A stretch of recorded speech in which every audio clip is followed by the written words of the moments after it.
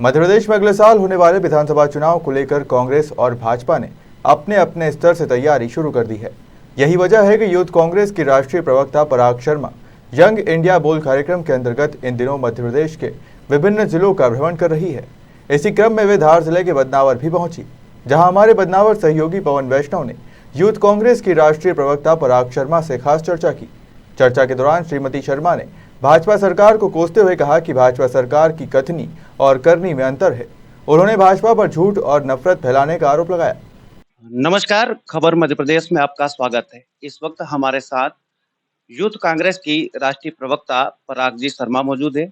ये एक खास कार्यक्रम यंग इंडिया बोल के अंतर्गत मध्य प्रदेश का भ्रमण कर रहे हैं। आइए चर्चा करते हैं कि इस कार्यक्रम के अंतर्गत कांग्रेस कार्यकर्ताओं का किस प्रकार से इन्हें समर्थन मिल रहा है। नमस्कार मैडम, खबर मध्य प्रदेश में आपका स्वागत है। आप यंग इंडिया बोल के अंतर्गत धार जिले में आए हैं। क्या कार्यकर्ताओं का किस प्रकार से उत्साह देखने को मिल रहा है? क्या लगता है कांग्रेस के पक्ष में कार्यकर्ता किस तरीके से आ रहे हैं? देखिए, मैं बहुत हर्ष के साथ ये साझा करना चाहती हूँ कि युवाओं के साथ-साथ जो हमारी मेन कांग्रेस है या हमारे फ्रंटल ऑर्गेनाइजेशंस हैं, उनमें भी भरपूर जोश नज़र आ रहा है इस भाषण प्रतियोगिता को लेकर। और यंग इंडिया के बोल भाषण प्रतियोगिता एक ऐसा प्लेटफ़ॉर्म है जहाँ पे 18 साल से 35 साल के युवाओं को हम मंच प्रदान कर रहे हैं कि सरकार की कारगुज़ारियों को उजागर करें और जनता की आवाज़ को बुलंद करें। ऐसे में आज जहां हम देख रहे हैं, हर तरफ अत्याचार बढ़ता जा रहा है, लोकतंत्र की हत्या की जा रही है और आम आदमी बेरोजगारी और महंगाई से परेशान है। वहां हम युवाओं का ये दायित्व बनता है कि अपने घर से निकलें। कहते हैं कि निकलो घर मकानों से और जंग लड़ो बेईमानों से। तो आज हम युवाओं का ये दायित्व बनता है कि इन बेईमानों से लड़ने के लिए अपने घरों से निकलकर, मकानों से निकलकर ऐसे-ऐसे युवाओं को आगे लाएं और उन्हें मंच प्रदान करें ताकि हमारे देश के लोकतंत्र को मरने से बचाया जा सके, इस देश को दोबारा गुलाम होने से बचाया जा सके। इसी के तहत हम आमंत्रित करते हैं युवाओं और युवतियों को जिनकी उम्र 18 साल से 35 वर्ष की है कि आएं, एक गूगल फॉर्म के जरिए हमारे पास अपने आवेदन दें।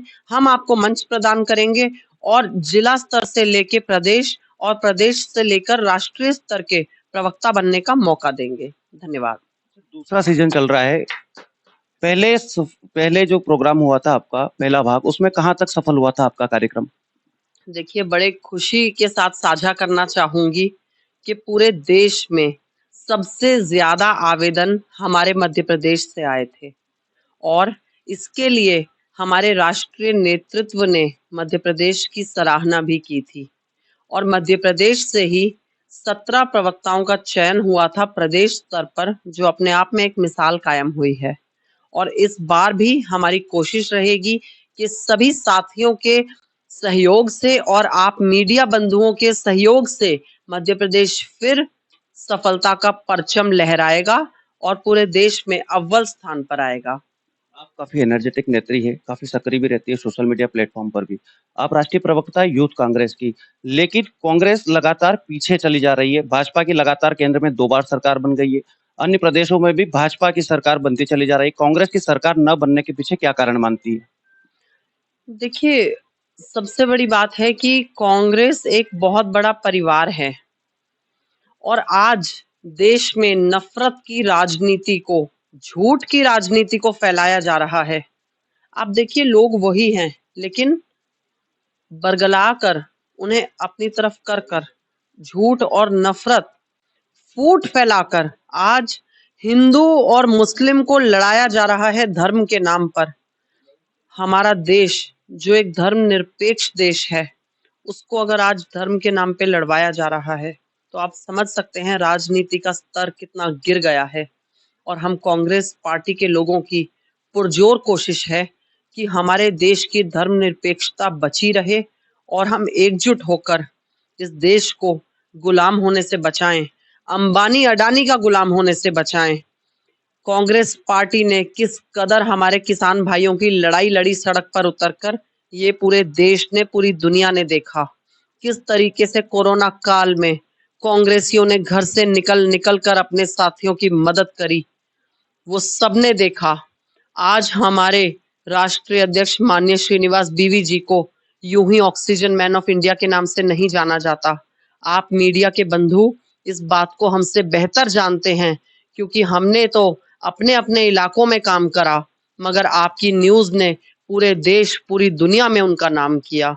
तो मैं समझती हूँ कांग्रेस पार्टी ने सच की लड़ाई लड़ी है। हमने स्वतंत्रता संग्राम में अपने लोगों का बलिदान देखा है, तो हम समझ सकते हैं कि इस देश को हमने आजादी कैसे दिलवाई है और उस आजादी की हम कद्र करते हैं, उसकी कीमत हम जानते हैं। ये भाजपा वाले आज झूठ फैला सकते हैं, मगर सवाल फिर यही उठता है, ये नफरत की सियासत आखिर कितने दिन की मेहमान है? ये हम भी देखेंगे और ये भाजपा वाले भी देखेंगे। धन्यवाद। आप मध्य प्रदेश के मीडिया विभाग के प्रभारी हैं, लेकिन अभी वर्तमान में आप धार जिले में आई है। आपका ध्यान आकर्षण करवाना चाहूंगा मध्य प्रदेश के खरगोन की ओर, जहां पर हाल ही में दंगे हुए हैं, सांप्रदायिक दंगे। भाजपा उसका पूरा श्रेय लेने का प्रयास कर रही है। वो उनका कहना है कि दंगाइयों पर कार्रवाई होगी, लेकिन कांग्रेस इससे कन्नी काटते हुए नजर आती है। उस दंगों पर कांग्रेस कुछ भी कहने से परहेज क्यों करती है? देखिए, बड़े दुख के साथ एक बात साझा करना चाहूंगी कि मध्य प्रदेश में संवैधानिक तरीके से बनी हुई सरकार को जिस तरीके से खरीद फरोख्त करके भारतीय जनता पार्टी ने अपनी सरकार बनाई, ये लोकतंत्र की हत्या का जीता जागता सबूत है। जनता के का जो फैसला था, ये उसके ऊपर कुठाराघात है। मैं समझती हूँ आज कहीं भी दो पक्षों में झगड़ा हो जाए तो भारतीय जनता पार्टी के लोग वहां हिंदू मुसलमान का कार्ड खेलने लगते हैं, और यही धर्मनिरपेक्षता पर सीधी चोट है। आज हमारी कोशिश होनी चाहिए कि भाईचारे को बढ़ाया जाए, हिंदू मुसलमान एकता को दिखाया जाए। ये हमारे देश के नेताओं की जिम्मेदारी है। आज हम सवाल करते हैं देश के प्रधानमंत्री से, देश के गृह मंत्री से, कि आप क्यों नहीं अमन और शांति की अपील करते जनता से।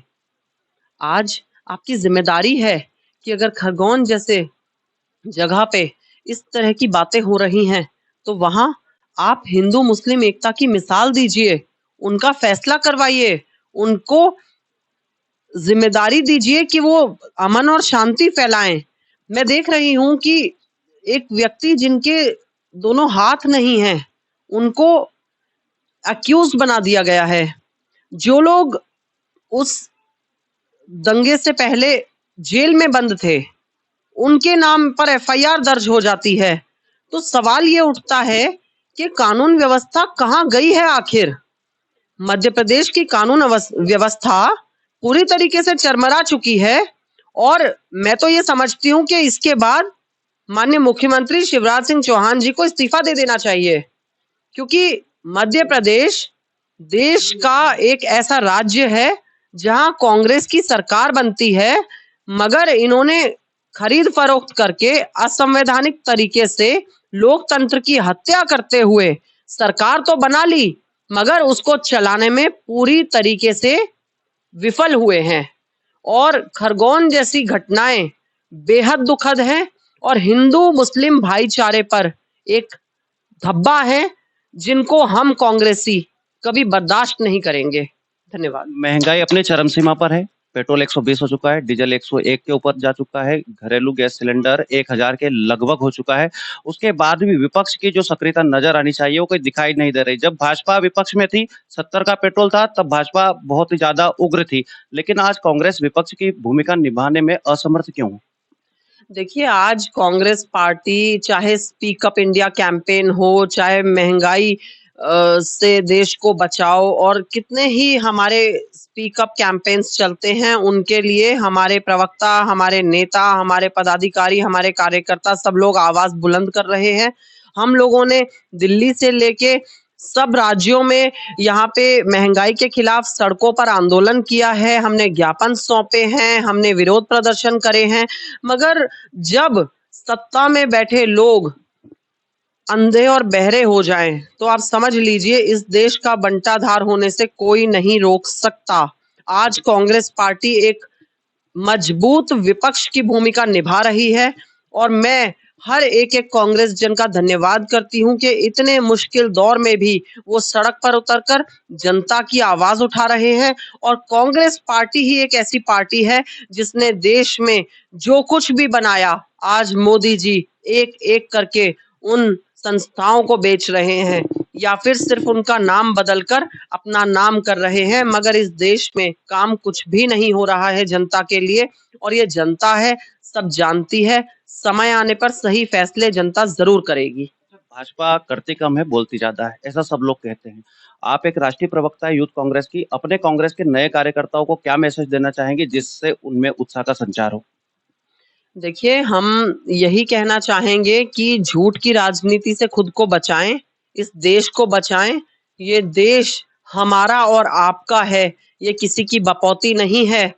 और दूसरी बात ये है कि जब हम भारतीय युवा कांग्रेस के युवा और युवती सड़कों पर उतर आए हैं अपने घर परिवारों को छोड़कर, तो समझ लीजिए एक ऐसे आंदोलन की शुरुआत हो गई है कि आज का युवा घर से बाहर निकलकर अपनी आवाज बुलंद करके लोकतंत्र को बचाएगा, इस देश को बचाएगा, इस देश के भविष्य को बचाएगा। तो आइए, यंग इंडिया के बोल का हिस्सा बनिए, भाषण प्रतियोगिता में शामिल होकर इस देश के खिलाफ रची जा रही साजिशों को उजागर कीजिए और इस देश के लोगों को जगाइए। धन्यवाद। ये थे हमारे साथ भारतीय राष्ट्रीय यूथ कांग्रेस की राष्ट्रीय प्रवक्ता पराग शर्मा जी, जिन्होंने बताया कि निरंतर हम यंग इंडिया बोल कार्यक्रम के अंतर्गत विभिन्न जिलों में भ्रमण कर रहे हैं और युवा युवतियों को जोड़ने का काम कर रहे हैं। कैमरा पर्सन योगेश बैरागी के साथ बदनावर से पवन वैष्णव।